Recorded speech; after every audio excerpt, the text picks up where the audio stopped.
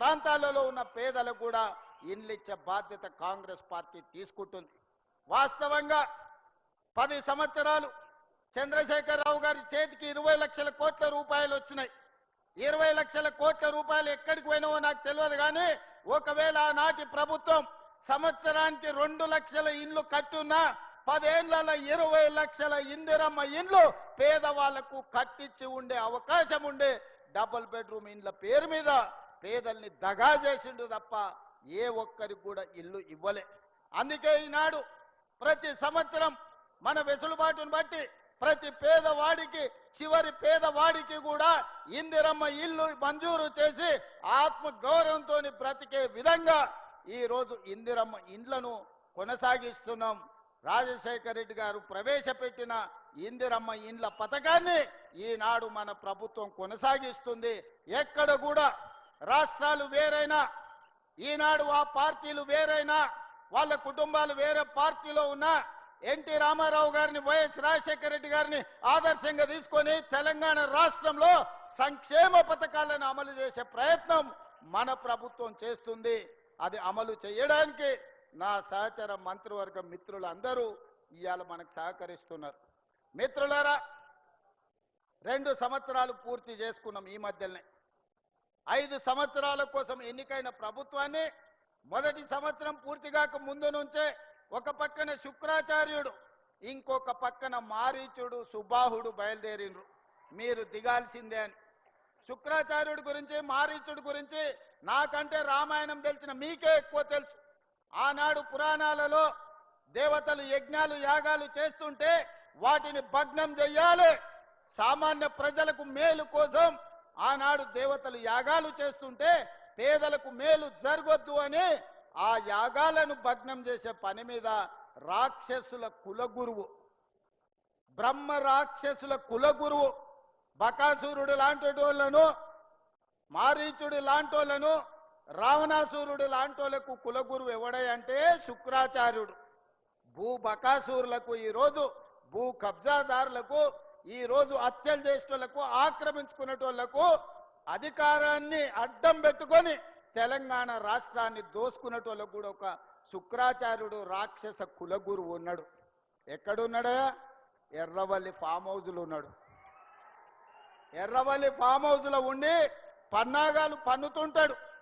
శకుని మామ పన్నినట్టు పన్నాగాలు పన్నుతుంటాడు. దుర్యోధన వంశాన్ని ఎంబడి పెట్టుకొని ఏదో రకంగా ఈరోజు కుట్రల కుతంత్రాలతోని ప్రజా పాలనను, పేదల ప్రభుత్వాన్ని పడగొట్టాలని ఆలోచన. శుక్రాచార్యుడేమో ఫామ్ హౌస్కి పోయిండు, మారుచీరుడు సుబాహుడేమో బామ్మార్దుల ముసుగులో అసెంబ్లీ లోపలికి వస్తుండ్రు.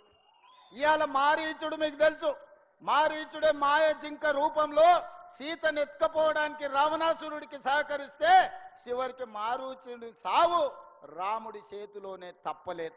అట్లనే ఈనాడు ఈ ప్రభుత్వాన్ని బట్టగాల్చి మీదెయ్యాలి, ఈ ప్రభుత్వాన్ని బదనాము చెయ్యాలి అని అడ్డగోలుగా ప్రచారాలు ఈరోజు చేసే ప్రయత్నము మారీచుడు సుబాహుడు చేస్తున్నారు. ఆనాడు మాయలేడి రూపంలో వస్తే ఈనాడు సోషల్ మీడియా రూపంలో వస్తున్నారు. లేని అవాకులు చవాకులకు మంత్రముల మీద ఈరోజు ప్రచారాలు చేస్తున్నారు, ప్రత్యక్షంగా పరోక్షంగా. ఈనాడు టెండర్ల గురించి కొన్ని పత్రికలు రాస్తున్నాయి. సింగరేణిలో కొంత కుంభకోణం జరిగింది, బొగ్గంత మాయమైందని. నేను ఆ పత్రికలకు, ఆ టీవీలకు, ఆ సోషల్ మీడియా వాళ్లకు, ఆ రాజకీయ పార్టీ నాయకులకు నేను చెప్పదలుచుకున్నా, ఈ ప్రభుత్వంలో అవకతవకలకు తావు లేదు. అనవసరమైన ప్రచారాన్ని, తప్పుడు ప్రచారాన్ని కల్పించడం ద్వారా అపోహలు కల్పించి మళ్ళీ శుక్రాచార్యుడు, మారీచుడు, సుబాహుడు బలపడడానికి మీరు ప్రత్యక్షంగానో పరోక్షంగానో సహకారం చేస్తున్నారు. మీకు మీడియా పంచాయతీలుంటే తలుపు మూసుకొని కొట్టుకోండి, లేకపోతే ఒకరి మీద ఒకరు బురద జల్లుకోండి. అందులో మమ్మల్ని లాగి ఆంబోతులు కొట్లాడితేనంట లేగదూడల కాళ్ళు ఇరిగినాయంట. 2 మీడియా యజమానులు కొట్లాడుకుంటే మీరు కొట్లాడుకోండి, కానీ మా మంత్రులని బదనాం చేసే కార్యక్రమాన్ని మీరు తీసుకోకండి. దయచేసి ప్రత్యక్షంగానో పరోక్షంగానో మీరు రాస్తున్న రాతలు, చూపిస్తున్న చూపులు మారీచుడి సుబాహులకు, శుక్రాచార్యునికి సహకారం అందించినట్టుగా ఉంటుంది. ఒక్కసారి ఆలోచన చేసి వాస్తవాలను తెలుసుకొని రాసే ముందు మమ్మల్ని వివరణ అడగండి. తెలంగాణ రాష్ట్ర ముఖ్యమంత్రిగా రోజుకి 24 గంటలు, సంవత్సరానికి 365 రోజులు ప్రజా జీవితంలో ఉన్న ప్రజలకు అందుబాటులో ఉన్న మీడియాకు కావాల్సిన వివరణ ఇవ్వడానికి తెలంగాణ రాష్ట్ర ముఖ్యమంత్రిగా నేను సిద్ధంగా ఉన్నా. ఏదైనా వార్త ఏ టీవీలో వచ్చినా, ఏ పేపర్లు వచ్చినా, ఏ సోషల్ మీడియాలో వచ్చినా నా ఎమ్మెల్యేల మీద, నా ఎమ్మెల్సీల మీద, ఎంపీల మీద, మంత్రుల మీద ఎవరి మీద ఆరోపణ వచ్చినా వాళ్ళందరికీ నాయకుడిగా, కుటుంబ పెద్దగా అది నా గౌరవానికి భంగం కలిగిస్తుంది, నా నాయకత్వం పట్ల అపోహలను కలిగిస్తుంది. ఇలాంటి విషయాలలో ఎలాంటి కాంప్రమైజ్ లేదు. మా మంత్రుల మీద ఏదొచ్చినా రాసే ముందు నన్ను వివరణ అడగండి. ఈ ప్రభుత్వాన్ని అందరినీ సమన్వయం చేసుకొని, అందరి సహకారం తీసుకొని, అనుభవజ్ఞులైన తుమ్మల లాంటి వాళ్ళ అనుభవాన్ని తీసుకొని ఈరోజు ఈ ప్రభుత్వాన్ని నడుపుతున్నాం. 24 గంటలు పని చెయ్యాలి అంటే, సమ్మక్క సారలమ్మ గుడిని 100 రోజుల్లో పూర్తి చెయ్యాలి అని అంటే ఆ బాధ్యతను మీ అభిమాన నాయకుడు పొంగులేటి శ్రీనివాసరెడ్డి గారికి బాధ్యత ఇచ్చి 100 రోజుల్లో అమ్మవారి మందిరాన్ని నిర్మించాలి అని 24 గంటలు వారిని అక్కడనే పెట్టిన.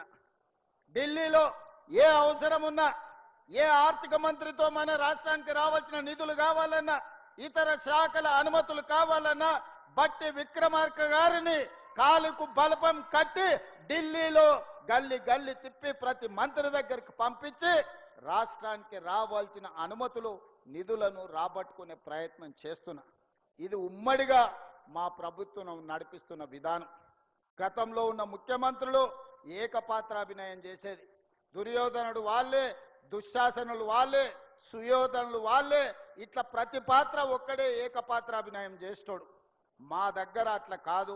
అందరం సమన్వయం చేసుకొని ఎవరు బాధ్యతలు వాళ్ళు, ఎవరికి ఉన్న అనుభవాన్ని ఇంకొకరితో పంచుకొని సమన్వయంతో ఈ ప్రభుత్వాన్ని నడుపుతున్నాం. 2 సంవత్సరాలల్లా ఎలాంటి అవకతవకలకు కానీ, ఎలాంటి తప్పులకు కానీ అవకాశం ఇవ్వలేదు. ఈనాడు కూడా సింగరేణిలో జరుగుతున్న కోల్ మైనింగ్ టెండర్ విషయంలో ప్రభుత్వం స్పష్టంగా, నికార్సుగా నిజమైన అనుభవం ఉన్న వాళ్ళకే ఇస్తుంది తప్ప అనా పైసా అవినీతికి అవకాశం ఇవ్వము. దయచేసి నా సహచర మంత్రుల మీద వార్తలు రాసే ముందు నాతో వివరణ తీసుకోవాల్సిందిగా నేను పెద్దలకు విజ్ఞప్తి చేస్తున్నా. మిత్రులారా, ఈనాడు ఖమ్మం జిల్లా ప్రజలు తెలివైనోళ్ళు. ఖమ్మం జిల్లా ప్రజలు పోరాటానికి ప్రతిరూపం. 2014లో మీరు గుర్తించారు, బీఆర్ఎస్కి ఒకటే సీట్ ఇచ్చారు. 2018లో గుర్తించారు, బీఆర్ఎస్కి ఒకటే సీట్ ఇచ్చారు. 2023లో గుర్తించారు, ఒకటే సీట్ ఇచ్చారు. మొన్న జరిగిన సర్పంచ్ ఎన్నికల్లో 1130 గ్రామ పంచాయతీలు ఉంటే 791 గ్రామ పంచాయతీలను గెలిపించి 71% కాంగ్రెస్ పార్టీకి అండగా నిలబడి కాంగ్రెస్ పార్టీకి ఖమ్మం జిల్లా కంచుకోటని నిరూపించిన ఖమ్మం జిల్లా కాంగ్రెస్ పార్టీ కార్యకర్తలకు నేను